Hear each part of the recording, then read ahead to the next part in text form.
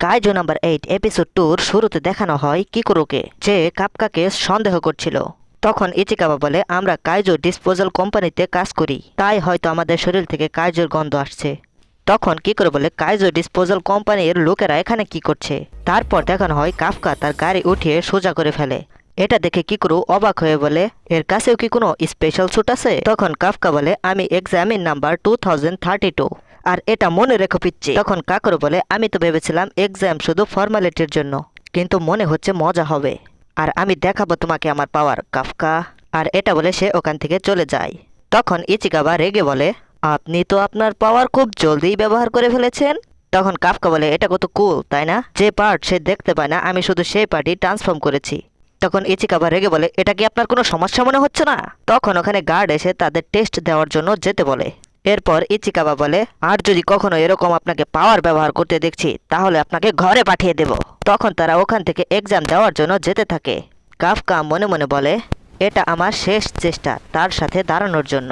একবার আমি হার মেনেছি, আর এবার আমি হার কখনোই মানব না। তারপর দেখানো হয় টেস্ট শুরু হয়ে যায়। তখন কাফকা বলে, এটা কি হচ্ছে? আমার বডি কাজ করছে না কেন? আমি তো অনেক বেশি ট্রেনিং করেছি আর ফিজিক্যাল ওয়ার্কও করি, তাহলে আমার সাথে এমনটা কেন হচ্ছে? তারপর কিছু সময় আগে দেখানো হয়। তখন কাফকা বলে, সেকেন্ড টেস্ট 2 পার্টে ডিভাইড আছে, একটি ফিটনেস টেস্ট আর একটি ডিসপোজাল টেস্ট। তখন ইচিকাবা বলে, অ্যাট্রিবিউট টেস্টে কোনো ভরসা নেই, কারণ এটাতে যে কোনো কিছু টেস্টে থাকতে পারে। তখন কাফকা বলে, হ্যাঁ তুমি ঠিকই বলেছ। তারপর দেখানো হয় কাফকা ফিটনেস টেস্ট দিচ্ছে আর বলছে, এটা কি হলো? আগে তো আমি এবারে ছিলাম, কিন্তু এখন তো আমার অবস্থা খুবই খারাপ।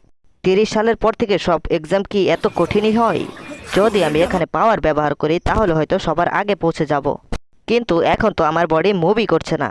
তারপর কাফকার ফিজিক্যাল টেস্টের রেজাল্ট দেখানো হয়, যেখানে সে 225 থেকে 229 এসেছে।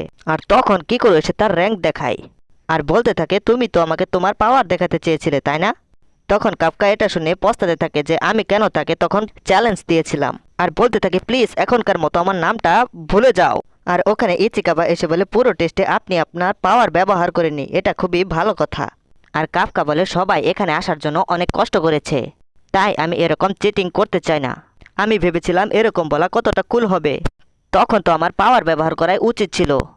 আমি টেস্ট ট্রাই করেছি, অনেক বছর হয়ে গিয়েছে, আর তার কারণেই আমার ফিজিক্যাল ফিটনেস একদম জিরো হয়ে গিয়েছে। তখন ইচিকাবা বলে, আপনার যে রেজাল্ট এসেছে এটা তার একমাত্র কারণ নয়। তারপরের সিনে দেখানো হয় শশিরো মিরুকে বলছিল, এগুলো হলো এবারের অ্যাপ্লিকেন্টের লিস্ট, আর খুবই ইন্টারেস্টিং। আমার মনে হয় না এটাতে আপনার ইন্টারেস্ট হবে। তারপর মিরু কাফকার ছবি দেখে বলে, আমি শুনতে চাই এবারের অ্যাপ্লিকেন্টরা কেমন। তারপর শশিরো এক এক করে অ্যাপ্লিকেন্ট সম্পর্কে বলছিল। তারপরের সিনে ইচিকাবাকে দেখানো হয়, যে বলছিল, এ প্রথম পার্সন ইজুমা, আর সে টোকিও নিউট্রালাইজেশন ইউনিভার্সিটিতে টপ করেছে, আর এর ফিটনেস র্যাঙ্ক সেকেন্ড এসেছে। তারপর এ হলো কুরুহাশি, যে একদম পাওয়ারে ভরপুর, আর এ ফিজিক্যাল টেস্টে থার্ড এসেছে। তারপর এ হলো কাগুরাগি, যে জাপান ইস্টের রাইজিং স্টার, যে ডিফেন্স ফোর্স জয়েন করার জন্য জাপান মিলিটারিদেরও না করে দিয়েছে, আর এদের ফিটনেস র্যাঙ্ক 1। আর এরা এখানেই শেষ হয় না, এখানে অনেক ভালো লোক আছে যারা ভালো পরীক্ষা দিচ্ছে। এভাবে তো এদের ইলাইট পজিশনে যাওয়া উচিত ছিল, কিন্তু এরা ফিল্ড পজিশনে আছে। তারপর আসে কিকোরোকি, যে সবার আকর্ষণ নিজের দিকে করছে, আর এ ক্যালিফোর্নিয়া ইউনিভার্সিটিতে 16 বছর বয়সেই গ্র্যাজুয়েট করেছে, আর তার কারণে সে সব থেকে ইয়াংগেস্ট গ্র্যাজুয়েট হয়েছে। আর তার কারণে তারা একে এমন গ্রেটেস্ট ট্যালেন্ট বলে যে কখনো জন্মই নেয়নি। আর সবাই এখানে কিকোরোর সাথে কম্পিটিশন করার জন্য অনেক এক্সাইটেড ছিল। তখন কিকোরোকি এসে বলে, আর এখন তুমি বুঝেই ফেলেছো আমি কতটুকু অসাম। তখন কাফকা কিকোরোকিকে ধরে বলে, হ্যাঁ তুমি সত্যি খুব অসাম। আর এ কারণে তার বডি গার্ড কাফকাকে মারতে থাকে। তারপর কিকোরোকি বলে, এটা দিয়ে দুবার তুমি সবার সামনে অ্যাটেনশন গ্র্যাব করলে, তাহলে দেখি আজকের দিনে এরকম কতবার হয় তোমার সাথে। তখন কাফকা রেগে বলে, আমি তোমাকে দেখিয়ে দিব মেয়ে, কিন্তু আমি এটা কিভাবে করব? তারপর ওখানে ইচিকাবা আসে আর বলে, এখনো উম্মিদের কিরণ বাকি আছে। সেকেন্ড পার্টে তারা 2 বছর ধরে কাইজোকে ডিসপোজাল করার টেস্ট নিচ্ছে, যেখানে তারা কাইজোর উপর আপনার নলেজ আর গ্রুপের ভেতর আপনার কাম করার অ্যাবিলিটি টেস্ট করবে। আর এ কারণেই অ্যাপ্লিকেন্টরা বুঝতে পারবে কাইজোকে মারা ছাড়া আরও অনেক কাজ আছে। আর এই কারণেই আমি কাইজো ডিসপোজাল কোম্পানিতে পার্ট টাইমের জব করছিলাম, আর তাই আমাদের পাস করার সম্ভাবনা একটু বেশি। কারণ আমরা তাদের থেকে একটু বেশি নলেজ রাখি। তখন তাদের অন্য জায়গায় শিফট করে নিয়ে যাওয়া হয়। আর সুশিরো বলে, আমি 3rd ডিভিশনের ভাইস ক্যাপ্টেন, আর আজকের টেস্টে আপনারা আমার নিগরানিতে থাকবেন। আর এখানে আপনাদের অ্যাট্রিবিউট টেস্ট হবে, আর এবারে আপনাদের টেস্ট হবে কাইজোকে খুঁজে খুঁজে বের করে মারা। যেটা শুনে ইচিকাবা আর কাফকা দুজনেই শক হয়ে যায়। তখন আমরা দেখতে পাই এক কাইজো অ্যাপ্লিকেন্টের দিকে অ্যাটাক করার জন্য আসছিল, আর তখন ওই গেটের লক অ্যাক্টিভেট হয়ে যায়। তারপর দেখানো হয় কাফকা ভয় পেয়ে নিচে পড়ে যায়, আর কি করো তাকে দেখে হাসতে থাকে। ইচিকাবা, তুমি এখানে বলেছিলে আমরা বডি ডিসপোজ করব। আমি বলেছিলাম আগের 2 বছর এরকম হয়েছিল, আর আমিও একে দেখে খুব ডিসঅ্যাপয়েন্ট হয়েছি। তখন শিশির বলে, আপনারা এখানে যাওয়ার আগে আমরা আপনাদের জন্য এক এক স্যুট দেব। তারপর আমরা দেখতে পাই ইচিকাবা তার নিজের স্যুট পরে ফেলে, আর লক্ষ্য করে স্যুট তার বডির সাথে অ্যাডজাস্ট হচ্ছে। আর সে মনে বলে, এই স্যুট তো আমার বডির সাথে ধীরে ধীরে ফিক্স হচ্ছে, আর আমি ফিল করতে পারছি আমার মাসেলসের ক্ষমতাও বাড়ছে। তখন শশীরও মাইক দিয়ে বলছিল, এই স্যুট ডিফেন্স ফোর্সের ব্যাকআপ, আর এই স্যুট কাইজোর বডি পার্ট দিয়েই বানানো হয়েছে, আর এটা যে পরে তার পাওয়ার বাড়িয়ে দেয়। আর আমাদের কাছে কাইজোর বিরুদ্ধে লড়ার জন্য এটা ছাড়া আর কোনো ভালো অস্ত্র নেই। তখন এখানে 3rd ডিভিশন ক্যাপ্টেন ইকোনমি বলে, সবাই রেডি তো? এখন আমি স্যুটের পাওয়ার মেজার করতে যাচ্ছি। ইচিকাবা স্যুটের 8% পাওয়ার আনলিশ করতে পারছে, ইজু 18%, আইউই 15%, ইরোহাসি 14%। যেটা শুনে ইরোহাসি একটু ডিসঅ্যাপয়েন্ট হয়ে যায়। তখন শশীর বলে, আপনারা এ পর্যন্ত এতটুকুই স্যুটের পাওয়ার রিলিজ করতে পারছেন, আর যদি আপনি ট্রেনিংও করেন তারপরও আপনি 20% পাওয়ার আনলিশ করতে পারবেন। তখন তাকানুমি বলে, এবার তো অনেক ভালো ক্যান্ডিডেট এসেছে যাদের পাওয়ার 10%-এর থেকেও বেশি, আর কি করো তার স্যুটের 40% পাওয়ার আনলিশ করতে পারছে। আর এটা শুনে সবাই অবাক হয়ে যায়। তখন শশীরও মনে মনে চিন্তা করে, এ তো এখনই এক লিডারের মতো পাওয়ার গেইন করে ফেলেছে। তখন ইকোনমি বলে, এটা তো হিস্টোরিতে সবথেকে গ্রেটেস্ট ট্যালেন্ট। আর এখানে ইচিকাবা তার 8% পাওয়ার দেখে একটু মন খারাপ করে। ইচিকাবা, এরকম মন খারাপ করার কোনো প্রয়োজন নেই। তুমি যদি প্রথমেই 8% পাওয়ার আনলিশ করতে পারছো এটা অনেক। আর সত্যি কথা বলতে তুমি যদি 0% পাওয়ার না রিলিজ করো তাহলে তুমি পাস অবশ্যই করবে। আর এটা আলাদা ব্যাপার, আমি আজ পর্যন্ত কারো কাছে 0% পাওয়ার দেখিনি। আর তখন ইকোনমি বলে, কাফকা তার স্যুটের 0% পাওয়ার আনলিশ করতে পারছে। তখন সবাই এটা শুনে শক হয়ে যায়। তখন শশীরও হাসতে হাসতে বলে, আসলে এর সাথে কি এমন ভুল হয়েছে যে এ স্যুটের 0% পাওয়ার আনলিশ করতে পারছে। তখন কাফকা বলে, আমি এক্ষুনি স্যুটের পাওয়ার আনলিশ করে দেখাচ্ছি। তখন শশীরও বলে, তুমি কি মজা করছো? তোমাকে এমন লাগছে যে তুমি ওয়াশরুমে যাবে। এ লোকটা তো সত্যি অনেক মজার, আর আমার মনে হচ্ছে না যে এ কখনো পাস করবে। তখন কাফকা বলে, আমার সাথে এমনটা কেন হয়? মনে হয় এটার পাওয়ার আনলিশ করার জন্য কোনো না কোনো ট্রিক্স আছে, আর আমাকে এক্সাম শেষ হওয়ার আগেই এই ট্রিক খুঁজতে হবে। তখন কি করো ভাবে, এখন তুমি আমাকে রাগ ওঠাচ্ছ কাফকা? তুমি ওই পাওয়ার দেখাও যেটা পার্কিং লটে দেখিয়েছিলে, আর এখন তো এক্সামও শেষ হয়ে যাচ্ছে। তারপর শশীরা এসে বলে, তাহলে চলেন, যখন আপনারা আপনাদের সব স্যুট পরে ফেলেছেন তাহলে ফাইনাল টেস্ট শুরু করে দেই। তখন তারা অ্যাপ্লিকেন্টদের ওই জায়গায় নিয়ে যায় যেখানে অনেক কাইজো ছিল। এখানে আপনাদের টার্গেট এক হিউজো আর 36 কাইজো, আর এরা আলাদা আলাদা জায়গায় ছড়িয়ে ছিটিয়ে আছে। আগেরবার কাইজোরা 17 জন অ্যাপ্লিকেন্টসকে মেরে ফেলেছে, আর এ কারণেই আমরা তাদের ক্যাপচার করে নিয়েছি, আর যাতে আমরা তাদের ট্রেনিংয়ের জন্য ইউজ করতে পারি। আর এখন আপনারা অ্যান্টি কাইজো অস্ত্রের সাথে লড়বেন, আর যেটা আমরা ড্রোনের মাধ্যমে আপনাদের এক্সামিন করব। আর আমাদের যদি মনে হয় আপনি ডেঞ্জারে পড়েছেন তখন স্যুটের শিল্ড আমরা অন করে দেব। আর যদি আপনার স্যুটের শিল্ড অন হয়ে যায় তাহলে মনে করবেন এই এক্সাম থেকে বাতিল হয়ে গেছেন। এটা আমি আপনাদের গ্যারান্টি দিতে পারবো না যে আপনারা নেক্সট পাথের জন্য জীবিত থাকবেন না থাকবেন না। আর এটাকে যদি আপনারা অ্যাকসেপ্ট করেন তাহলে আগে যেতে পারেন। তারপর সবাই লড়াইয়ের ময়দানে নেমে পড়ে। তারপর আমরা সবাই দেখতে পাই কিকুরুকু আগে গিয়ে এক কাইজোকে মেরে ফেলে, আর সামনে এগোতে এগোতে আরও কাইজোদের মারছে, আর যেটা দেখে সবাই অবাক হয়ে যায়। তখন কাফকা বলে, আমাদেরও এখন এগোতে হবে, আর এর জন্য পিছিয়ে থেকো না ইচিকাবা। তখন ইচিকাবা বলে, এ কথাটা তো আমার বলা উচিত ছিল।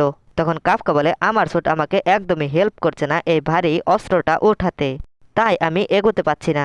শুধু আমি জিরু, তাই বুঝতে পারছি। তখন ইচিকাবা বলে, ঠিক আছে, এটা এত কুলভাবে বলার কি দরকার ছিল? আর এখন আমাদের চিন্তা করতে হবে আমরা এখন কি করতে পারি। আমাদের কাছে কি করুর মতো এত পাওয়ার নেই। তখন শশীর বলে, সরি গাইস, আমি তো একটা কথা আপনাদের বলতে ভুলে গিয়েছি। ক্যাপ্টেন আশিরও আজ আমাদের সাথে উপস্থিত আছে আপনাদের এক্সামিন করার জন্য। আর আশিরোর নাম শুনতেই কাফকার তার ওয়াদার কথা মনে পড়ে। আরে কি আসে যায়, আমি জিরোতে আসি নাকি না, আমাকে মাথা ঠান্ডা করে ভাবতে হবে, কারণ এটা আমার শেষ চান্স। তখন সে ইচিকাবাকে বলে, ইচিকাবা, তোমার কি মনে হচ্ছে আমাদের উপর ড্রোন দিয়ে নজর কেন রাখছে? মনে হয় আপনি ঠিকই ভেবেছেন। যদি তাদের এটাই চেক করা ছিল যে কতগুলো কাইজো মরেছে, তাহলে তারা সেন্সর দিয়েও তো করতে পারতো। তখন কাফকা বলে, তুমি সঠিক বলেছ, এরা শুধু আমাদের অ্যাবিলিটি চেক করছে না, তারা এটাও চেক করছে যে আমরা সিচুয়েশন অনুযায়ী কি পদক্ষেপ গ্রহণ করি। তাহলে এটার মানে আমরা যদি সামনে থেকে লড়াই না করতে পারি, তাহলে তা আমরা বাকি অ্যাটাকারদের সাহায্য করতে পারি। তখন তারা ওখানে পৌঁছে যায় যেখানে ইজোই আর কাইও কাইজোদের গুলি করছিল। তখন কাফকা বলে, এ কাইজো তো আমরা লিটা ক্লিনারদের সাথে সাপ করেছি। ও, তাহলে এখন বুঝতে পারলাম এরা আমাদের এত ইকুইপমেন্ট কেন দিয়েছে। তখন কাফকা ওই কাইজোর দিকে এক সাউন্ড গ্রেনেড মারে, আর এটার কারণে সে কিছু শুনতে পাচ্ছিল না। তখন কাফকা বলে, এ এত চোখে দেখতে পারে না, কিন্তু এর শোনার ক্ষমতা অনেক বেশি। তাই আমরা এর কানের শোনার ক্ষমতা যদি কমিয়ে দেই, তাহলে এর উপর অ্যাটাক করা অনেক সহজ হয়ে যাবে। আর তাদের বলতে থাকে, তাড়াতাড়ি এর পেটে হামলা করো। কাইজোর শরীরের থেকে পেটের স্কিন অনেক বেশি হালকা হয়, এ কারণেই তাদের মারা অনেক সহজ হয়ে যায়। তখন ইজুমি আর আয়ুই কাফকার কথা শুনে এরকমই করতে থাকে, আর তখন তারা ওই কাইজোকে হারিয়ে দেয়। তখন ইজুই কাফকার শুকরিয়া আদায় করে, আর তখন এটা হেডকোয়ার্টার থেকে আশিরও দেখছিল। তারপর ইচিকাবা আর কাফকা আরো কাইজোকে খোঁজার জন্য বেরিয়ে পড়ে। তখন ইচিকাবা বলে, আসলে আমরা করে দেখিয়েছি, কারণ আমরা আনলিমিটেড কাইজোকে ডিসপোজ করেছি, তাই তাদের উইকনেস সম্পর্কে জানি।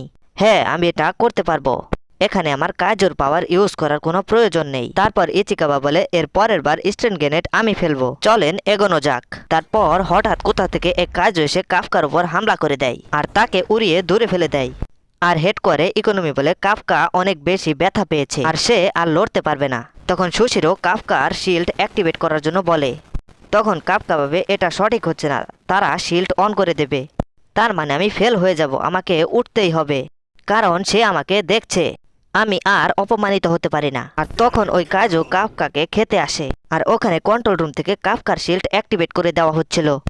তখন শশিরও বলে, আমার মনেই হয়েছিল প্রথমেই এই ব্যক্তি এক্সাম থেকে ফেল হয়ে যাবে, সে অনেক ফানি ব্যক্তি, এটা তো সত্যি তার সাথে অনেক খারাপ হলো। তখন আমরা দেখতে পাই কোথা থেকে যেন কিগোরো এসে ওই কাইজোকে মেরে দেয়, আর কাফকাকে বলে, এটা দিয়ে তৃতীয়বার হলো কাফকা, আর হ্যাঁ, যতক্ষণ পর্যন্ত আমি এই ব্যাটেল ফিল্ডে আছি কেউ কুইট করতে পারবে না। তখন কাফকা বলে, শেষ মুহূর্তে তুমি আমাকে বাঁচিয়ে নিলে। তখন কিগোরো বলে, আমি যাচ্ছি বাকিদের হারাতে, আর ততক্ষণ পর্যন্ত তুমি এখানে লুজারের মতো শুয়েই থাকো। তখন কিগোরো আরো কাইজোদের মারতে মারতে সামনে এগিয়ে যাচ্ছিল। তখন ফুরুহাসি বলে, সে এত শক্তিশালী কেন, এর কাছেও যে ইকুইপমেন্ট আছে তা তো আমাদের কাছেও আছে। তখন আওয়ে চিন্তা করে, কম্ব্যাট পাওয়ার ইউজ করলে কি এত শক্তিশালী হওয়া যায়? তারপরের সিনে দেখানো হয় কাফকা ওঠার চেষ্টা করছিল, কিন্তু সে উঠতে পারছিল না। আর তখন কন্ট্রোল রুম থেকে শশিরো কাফকাকে বলে, কাফকা, আমরা তোমার ভাইটালিটির ভেতর ইরেগুলারিটি দেখতে পাচ্ছি, তোমার বডিতে মাল্টিপল ফ্র্যাকচার হয়েছে আর অর্গানও মনে হয় ড্যামেজ হয়ে গিয়েছে। তখন কাফকা মনে বলে, এটার মানে কি আমাকে হার মারতে হবে? কিন্তু আমি এরকম তো করতে পারি না, এখনও আমার চান্স আছে। তখন তার মনে পড়তে থাকে তার স্যুটে তো সে কোনো পাওয়ারই রিলিজ করতে পারছে না, আর এখন তো আমার মনে হচ্ছে আমি তার কাছে কখনোই দাঁড়াতে পারবো না, আর ট্যালেন্টই আছে যা পাস করা যাবে। আর আমি এক্সাম প্রসিকিউটর হওয়ার খাতিরে তোমাকে বলছি, তুমি এক্সাম কুইট করে দাও, এর পরের বার দুর্ঘটনা ঘটলে তোমার কাছে যে শিল্ড লাগানো আছে সেটা কাজ করবে না, এটা আমি নিজে যে ডিসাইড করবে হার মানবো কি মানবো না। আমি হয়তো স্বপ্ন দেখার জন্য একটু বুড়ো হয়ে গিয়েছি, আর আমি জানি আমাকে দেখতে বোকার মতো, আর আমি এটা ডিসাইড করে রেখেছি এটার জন্য আমি আমার জীবন দিতেও রাজি, কিন্তু তাও আমি আমার ড্রিমের পিছু করতে চাই, আর এতে যা কিছু হয়ে যাক না কেন আমি কখনো হার মানব না। তারপর এটা দেখানো হয় সে তার স্যুটের 0.01% পাওয়ার আনলিশ করতে পারছে, আর এখানেই এপিসোডে শেষ হয়ে যায়।